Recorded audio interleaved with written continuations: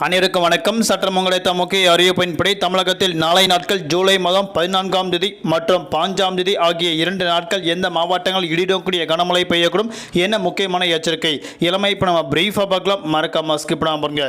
உங்களுக்கு கனமழை எச்சரிக்கை பற்றி பல முக்கிய அறிவிப்புகள் உடனுக்குடன் துல்லியமாக தெரிந்து கொள்ள நம்மளோட சேனலை கீழே இருக்க பட்டனை கிளிக் பண்ணி சப்ஸ்கிரைப் பண்ணிக்கோங்க. பக்கத்தில் பெல் பட்டனை கிளிக் பண்ணிக்கோங்க. இந்த வீடியோ உங்களுக்கு பிடிச்சிருந்தா லைக் பண்ணுங்க. இப்போ வாங்க வீடியோக்குள் போகலாம்.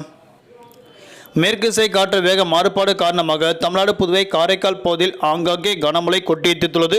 குறிப்பாக தமிழகத்தில் நாளை முதல் அடுத்து வரக்கூடிய 6 நாட்கள் கன முதல் மிக கனமழை கொட்டித்தீர்க்கும் தற்போது சென்னை வானிலை ஆய்வு முக்கிய அறிவிப்பு ஒன்று கொடுக்கப்பட்டனர். அதன்படி தமிழகத்தில் நாளை நாட்கள் குறிப்பாக தமிழ்நாடு புதுவை காரைக்கால் பகுதியில் பல்வேறு மாவட்டங்கள் மிதமான மழையும் புதுவை காரைக்கால் ஆகிய பகுதிகளில் இடிடக்கூடிய கனமழை பெய்யக்கூடும் அறிவிக்கப்பட்டனர். குறிப்பாக நாளை நாட்கள் நீலகிரி, கோவை, திருப்பூர், தேனி, திண்டுக்கல் ஆகிய உள் மாவட்டங்கள் குறிப்பிட்ட பகுதிகளுக்கு மட்டும் கனமழை பெய்யக்கூடும் அறிவிக்கப்பட்டனர். நாளை மறுதினம் வரக்கூடிய திங்கட்கிழமை அன்றைய நாட்கள் தமிழ்நாடு புதுவை காரைக்கால் பகுதியில் பெரும்பாலான மாவட்டங்கள் இடிடக்கூடிய கனமழையும் குறிப்பிட்ட மாவட்டங்கள் மிதமான மழை பெய்யக்கூடும் அறிவிக்கப்பட்டனர்.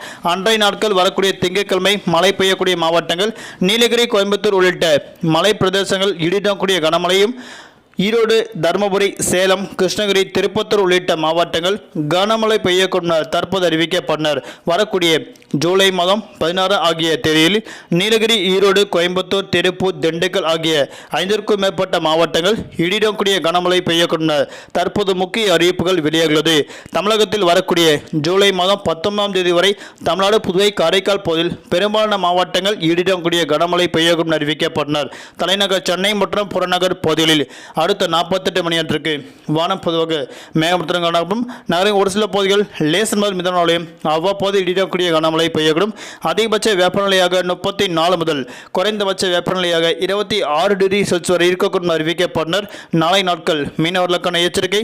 மன்னார் வளைகுடா, குமரிகடல் பகுதி மற்றும் தென் தமிழக கடலோர பகுதியில் சூறாவளி காற்று மணிக்கு 55 கிலோமீட்டர் வேகத்தில் வீசிக்கொண்டால் மீனவர்கள் அப்பகுதிக்கு மட்டும் மீன்பிடிக்க செல்ல வேண்டாம் என தற்போது முக்கிய எச்சரிக்கை ஒன்று கொடுக்கப்பட்டனர். நன்றி, வணக்கம்.